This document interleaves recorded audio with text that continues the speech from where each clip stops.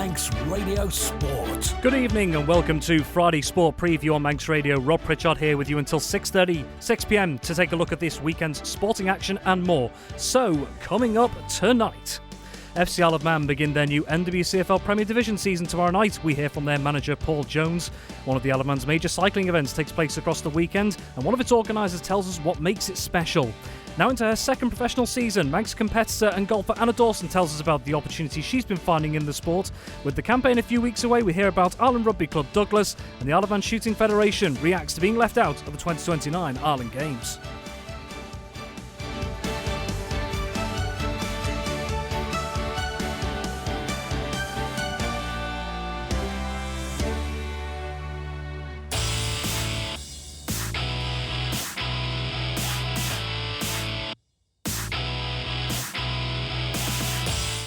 A very warm welcome and a very good evening on this beautiful Isle of Man evening, in fact, to Friday Sport Preview here on Manx Radio. Over the next half hour, we'll be taking a look at the sporting action to come on Isle of Man and beyond this weekend, and we're going to be turning our attentions to football first. And after several intense weeks of planning and preparation, it's the time of year all FC Isle of Man fans have been waiting for. The Ravens will begin their latest NWCFL Premier Division campaign this weekend, starting it with a home tie against Chatterton at the Bowl at 6 p.m. tomorrow night. Ahead of the curtain raiser, I spoke to manager Paul Jones about his first opponents tomorrow and how much quality he thinks his team has in the locker to try and mount a charge towards the top end of the table this season. A huge amount of quality. I think anyone who's watched us play over the last few years will see the players in there and think, wow, that's a top squad. There's some real strong players in there that will all be pushing for a starting place every week. We've obviously included Mike Williams and Dan Simpson in the hope and belief that they'll be back and available for us at some point this season. I think we've got a really strong group there that can push on this season. And speaking of Michael Williams and Dan Simpson there, unfortunately Dan Simpson suffered a leg fracture during last season, which ruled him out the rest of the campaign. We haven't seen Michael Williams toward the tail end of the last season as well. So what's the status of both of those in terms of their rehab at the moment? Yeah, they're both progressing. Dan had started back running again and has had to just kind of slow things down a little bit. But, he's in a really good place and his legs healed well. And Michael had to have some knee surgery towards the end of last season and is recovering from that. And he's just doing really well. Well, now that all the pre-season preparations have come to an end and we are imminently starting the season with this home tie against Chatterton, the million-dollar question really, because you've been adamant for a while that this team has the quality to be pushing for promotion. What's it going to take this season to be in contention? Consistency. I think we got better last season, but we still had a long stretch, or too long as it was, between kind of October and December where we weren't winning enough matches. And, the teams that do well in any level of football manage to consistently win football matches and get points on the board, and that's something that we've not done the last two seasons anywhere near enough. Losing a game isn't the be all and end all. It shouldn't define the season, but there's times in the last couple of years where we go on a run of games where we don't get enough points or any points, and that'll be something that we really have to work hard on this season. Making sure that we get points as much as possible every game, but if we don't get points in a particular fixture, then the next fixture we do. So we're always kind of maintaining and attempting to build momentum through the season. So that's, a number of reasons. I don't think it's necessarily down to quality. Some of it is mental, psychological, just in terms of being able to be focused and concentrated. And that's hard when you get into certain parts of the season when, they've been traveling lots and training lots and away from family lots. And, it's not easy to do, but if we really want to fulfill our ambitions this season and get the player group to the levels that we know they're capable of, that's probably the key thing that we need to improve on. Up against Chatterton at the Bowl, 6 o'clock on Saturday. Now, a Chatterton side that were one of the stronger contenders throughout the vast majority of the last campaign. So how crucial is it going to be and how tough is it going to be, do you feel, to get a positive result and a positive performance to kickstart your season? It's really tough. They proved that they were one of the better, more consistent teams in the league last season, despite having being newly promoted into that league last season. So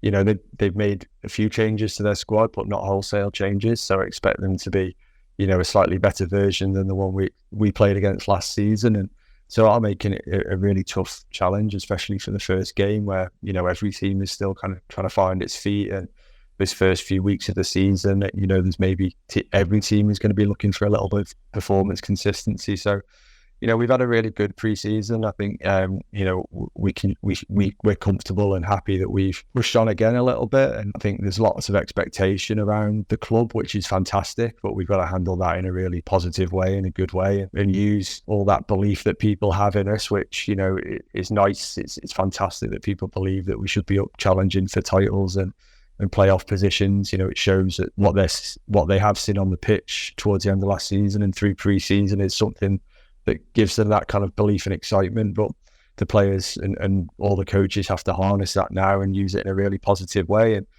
if we perform like we have done in some of these games pre-season, then we'll be in a really good place to give Challengton not just a tough test themselves, but to, do our best to walk away with some points. But, the minute we get complacent, the minute we think that we just have to walk onto a pitch to win a game of football is the minute that will cause ourselves lots of problems. So it's the opportunity Saturday to start to put a bit of a marker down. Manx Radio Sport.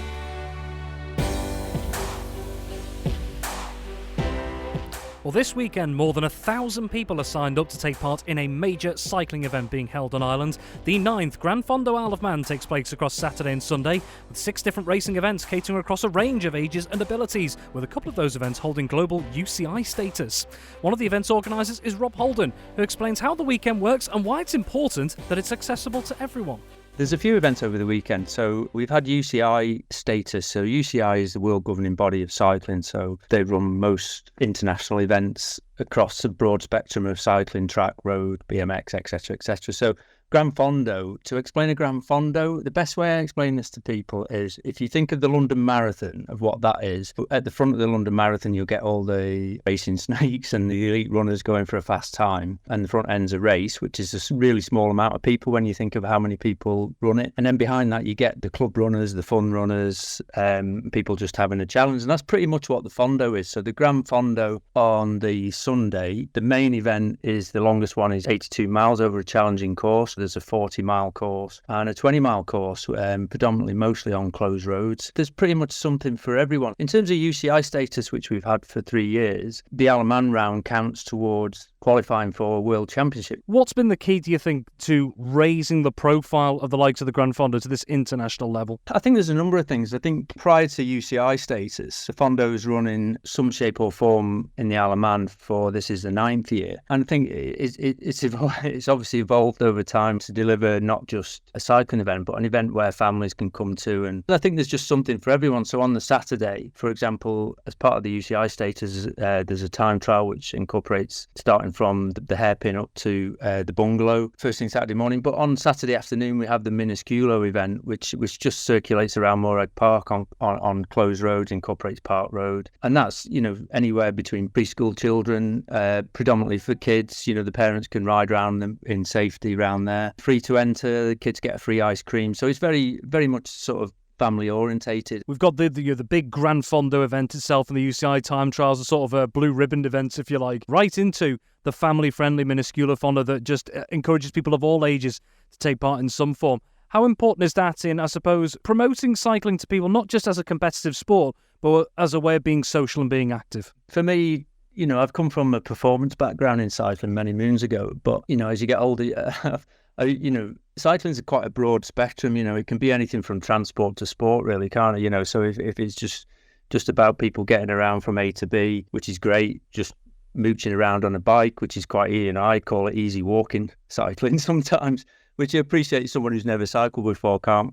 fathom until, they maybe give it a go. And which is why, on a personal level, I love things like the Minusculo that just allows people to and even the Piccolo Fondo, it just allows people to, turn up in, doesn't matter what clothing they wear, can turn up in a pair of tracksuit bottoms. They don't have to be lycra clad or anything like that. I don't have to have any special equipment, really. You can just potter around on whatever bike you've got in the shed, as long as it's in working order. And, you won't be judged and you'll be able to ride around in safety and just sort of ride around at your own speed. And for me, that's what it's all about. If the guys and girls at the front end in the big event want to race around, that's great. But I think it's just that's what I love about the Fondo weekend. The oldest person is 88 we've got in the event. And then, like I say, with the Minusculo, we've got preschool kids riding. And finally, on the competitive side as well, you look at some of the big local names that have taken part in previous times. A certain Sir Mark Cavendish took part 2 years ago. We've had the likes of Tyler Hannay, a previous winner. Ireland resident and former world champion Ben Swift has also taken part previously in the past. So for some of these senior and junior riders to rub shoulders with some of their heroes, if you like, how good a thing is that if you're on more of the competitive side? Yeah, no, it's great. I mean, we've got all sorts of riders, and sometimes we don't know who's going to turn up sometimes on the day. I mean, yeah, some of the local, I mean, a lot of them, it's mid-racing season, so it's sometimes difficult to capture them. But for us, it's not essential we have those people. It's super nice when they do turn up and get involved, and sometimes don't, even when Cav rode and Swifty rode, don't take it that seriously. You enjoy the day, and that for me is what it's all about. And there'll be a series of road closures on Ireland for the event across both Saturday and Sunday, and you can view details of those on the Manx Radio Sports Hub at manxradio.com. Manx Radio Sport.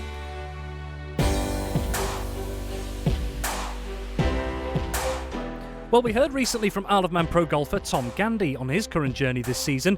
Now we've had the chance to find out how another Manx competitor is getting on in the professional ranks at the moment.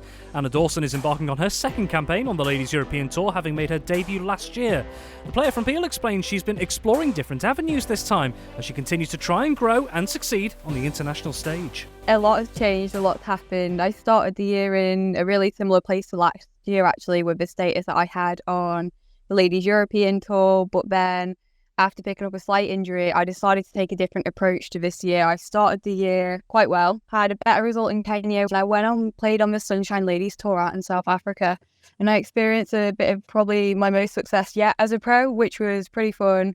We played the first week alongside the Challenge Tour with the guys, and yeah, I led the tournament for I think pretty much all apart from the last 3 holes, which is when it is most important, but it was an amazing experience and it was great. And then played the Ladies European Tour again for a few weeks after that before we were taking a break from being very tired. So I then ended up coming back and playing on the Access Tour, which is actually the tour below the Ladies European Tour. I found after playing on the Sunshine Tour at the start of the year, it felt quite valuable to put myself in that position where I just learned about being in contention and kind of getting used to that environment more and just developing that mindset and making sure that when I'm showing up, no matter where I'm playing, that's the intentions I want to have, and I don't just want to be making up my numbers. Came 4th on the LEC Access and competed up at the top quite a few times. I'm currently sat at 18th on their order of merit, and I think for mentally my mindset, it's been quite good for me this year. So with all those, I suppose, adaptations in mind this season, what are the biggest lessons you've learned so far from this season that you maybe didn't know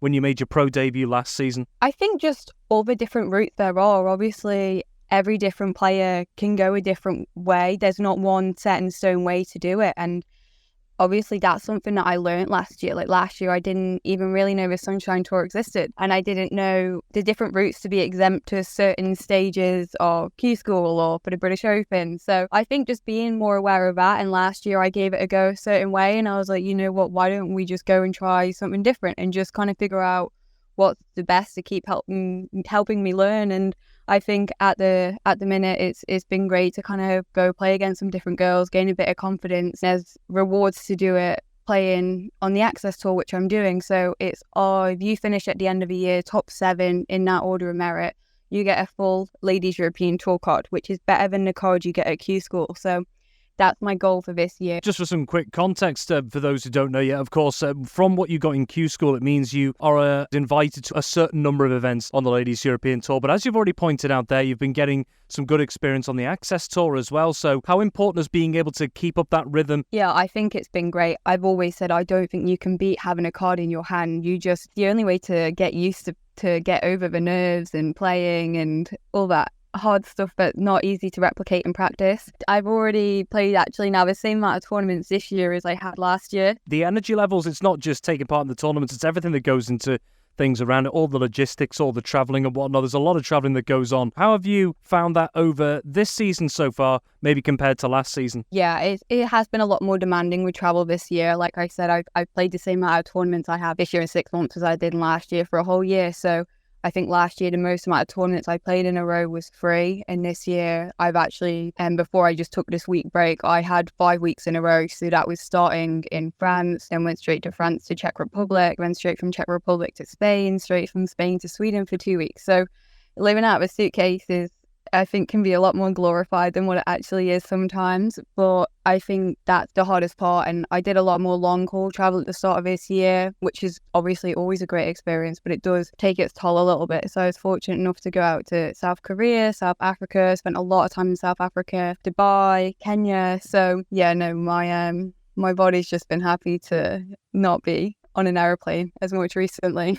Very well. Well, looking forward then, obviously still a fair way in the season to go. So in the short to medium term, what are your current plans in terms of competing or otherwise? So next up, I have British Open pre-qualifying, which is at Delamere Forest, which is where I won my first big amateur tournament, actually, a couple of years ago, my last year as an amateur. So I think I still have a course record there. So it'll be quite fun to go back to somewhere where I've got such good memories. And Dawson will be involved in that pre-qualifying tournament at Delamere Forest for the AIG Women's Open this Sunday. Manx Radio Sport.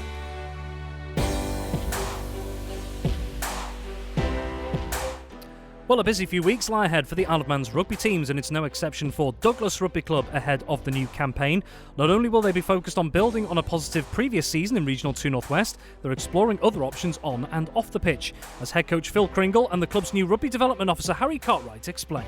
The pre-season preparations have not long got underway over at Douglas Rugby Club ahead of the new campaign in a couple of months' time. So, Phil, starting with you first, let's roll it back just a couple of months to the end of the last Regional 2 North West campaign. Two-pronged question. How do you feel the season went, and what were the kind of things that you picked out to maybe work on going forward into this pre-season? Yeah, I mean, all in all, we were relatively chuffed. We ended up finishing 10th, but looking back on the season, we gained 10 more points than the season before. We went on the longest winning streak of 5 games that any club on the Isle of Man's done at that level. So there was some positives to take out with it, but obviously, as with everything, it's a long sort of learning curve that we're on here. So it's never a short-term plan down here at the moment. We're sort of looking for 3, 4, 5 years' time, and it's just, I think we're pretty happy with where we're at, and hopefully we can step forward this year, and then in 3 years' time we should be in a much stronger position. Turning then to the pre-season side of things, the club may be looking at possibly bringing back the Celts team. What's happening with that and with pre-season in general at the moment? Yeah, so again, that's another massive ambition down here. Is as with every club on the Isle of Man, we're all struggling to get a second team out. So hopefully we're looking to try and run a casuals team. Well, we are running a casuals team. We've got our first 2 fixtures already lined up. Our first one's on the first home league game of the season as well. So I think it's the 14th of September. We've got the Isle of Man Colts playing, the Douglas Casuals playing, and then the first team afterwards. So it should be a good day down the club. But I mean, to help us for first team, second team, the whole club as general, we need to be having 2 sides minimum, really, if you're going to be able to compete at any sort of standard, just to help with depth. So yeah, we're very much looking forward to getting that run again.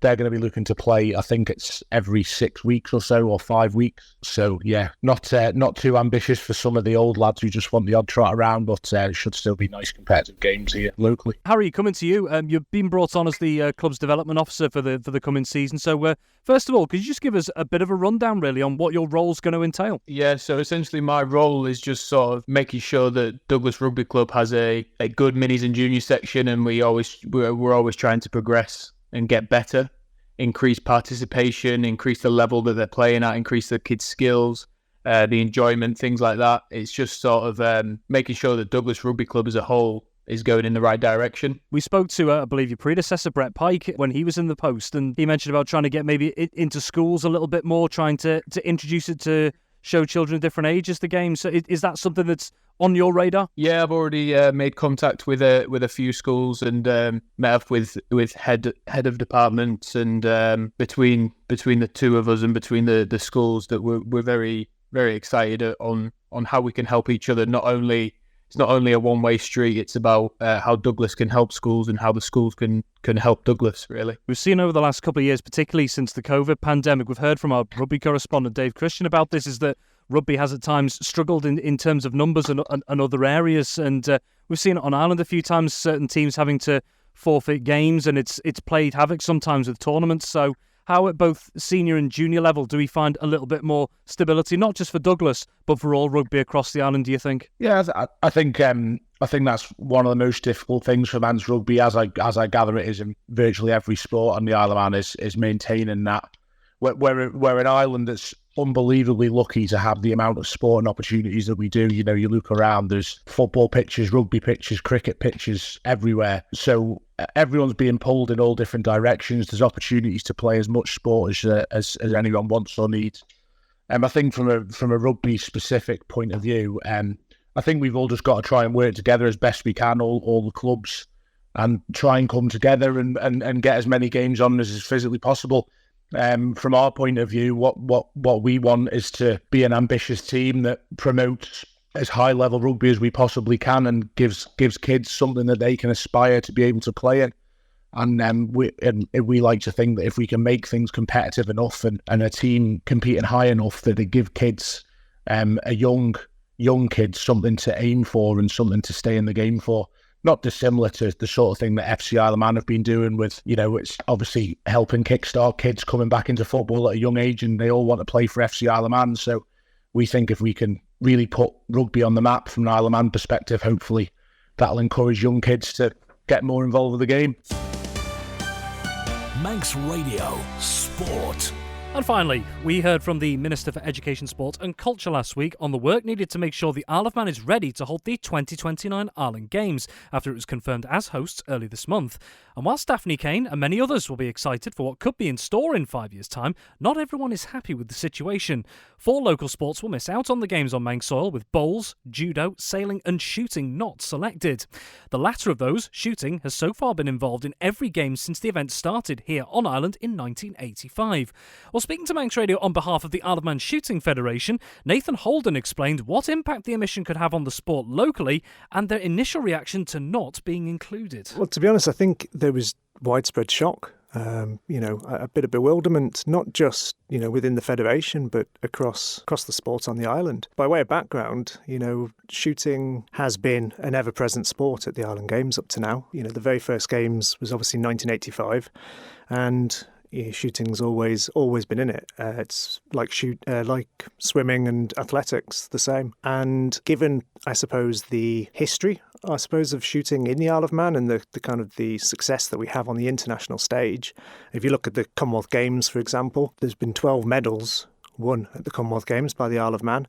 6 of those, half of them, have come from shooting. And the Island Games has always been a really sort of important and key stepping stone, really, for the local athletes to kind of work their way up and sort of progress from there and, hopefully go on to that major international stage. And we've also won over 180 medals for the Isle of Man at the Island Games in shooting. And I guess we just it just didn't really cross our minds that shooting would be one of the sports that could, miss out when the Isle of Man hosts. It was very surprising. And how was the decision not to include shooting alongside bowls, judo and sailing as well, the other 3 sports that have missed out for 2029? How was that communicated to yourselves as the Federation? Well, we found out basically on the same day as the rest of the island. The press release went out and we received a notification that said we were one of the 4 sports that unfortunately didn't make it into the Games. We had no real idea of what the criteria was. So we went back and immediately kind of said, well, can we get some feedback? Can we understand, why it is that shooting hadn't been picked? And, we got some information back. It was basically they sort of told us that the criteria were, they looked at 5 areas. They wanted sports that could facilitate and deliver a high-quality spectator experience, sports which have high numbers of female participants, sports which can be facilitated predominantly in the east of the island, minimal journey time on Games transport to move between accommodation and competition venues with the least environmental impact as possible, and events and competitions that are as low cost as possible to deliver. Now, it came as a bit of a surprise to us, I suppose, that none of those criteria were kind of sporting related. It didn't look at the kind of things that we probably made assumptions that they would, such as, the sort of the medal prospects and, just likelihood of success and being able to, I suppose, showcase sort of different sports. What criteria, if any, do you feel that shooting actually fulfilled that would have actually been meeting the requirements of what they want for 2029? Well, I think, to be honest, none of the criteria, we don't feel that we really failed completely on any of them. There was this question of venues being too far away from Douglas, but actually, as far as it goes, I think there was only one location right at the north of the island which would have potentially posed a problem. Our ranges are just outside Douglas, maybe 5 miles away as the crow flies. One out in St John's. Airgun would have been hopefully within the sort of Douglas-Onken area. They also looked at the costs of facilitating, but our projected costs were very low. We were looking at a total of 20,000, potentially, hopefully brought down to 12,000. And if you're looking at, say, shooting bringing in 200 competitors, which is pretty sort of standard, then I guess, that's only about £60, maybe £100 a head per person. So I'm sure it would have brought more to the Isle of Man economy than not. One of the things that the Isle of Man looked at, I believe, the bid committee, was the male to female ratio. Not so much the actual number of female participants, because the Isle of Man actually does very well in terms of the number of female entries and so on that we give to the shooting, to the Island Games. I think in terms of the Isle of Man team composition, shooting provided, the 5th highest number of female entrants, 3rd highest if you're looking at just the individual events. We had a lot of success as well with women. The youngest individual female medalist for the Isle of Man at the last games was a shooter at age 16. And that's Nathan Holden speaking on behalf of the Isle of Man Shooting Federation. And you can hear the full extended version of that interview right now over on the Manx Radio Sportscast. A state of shock. Isle of Man Shooting Federation reacts to 2029 Ireland Games omission. That's available in the podcast section over at manxradio.com. Well, finally, tonight we'll take you through a couple of the headlines that have been making sporting news here on the island this week. In motorsport, a TT rider from the island who was injured during this year's races says everything is healing well. Anthony Redmond has returned home after 7 weeks in hospital in the UK and at Nobles following a crash on a warm-up lap during race week. In football, Rushden United has confirmed Andrew Moody will now continue in his role as first-team manager. The announcement comes after the Southern club initially began searching last month for someone to take up the post. And in cycling, Manx pro rider Matthew Bostock is taking part in the final round of this year's British Cycling National Circuit Series this evening. The Ribble Rebellion competitor is second in the open standings going into tonight's Beverley Grand Prix. That's all we have time for this evening. Many thanks to my guests this week: Paul Jones, Rob Holden, Ana Dawson, Phil Cringle, Harry Cartwright and Nathan Holden. Have yourself a wonderful evening and a wonderful weekend as well. Dave Moore's here with you next. From me until next time, bye for now. Manx Radio Sport.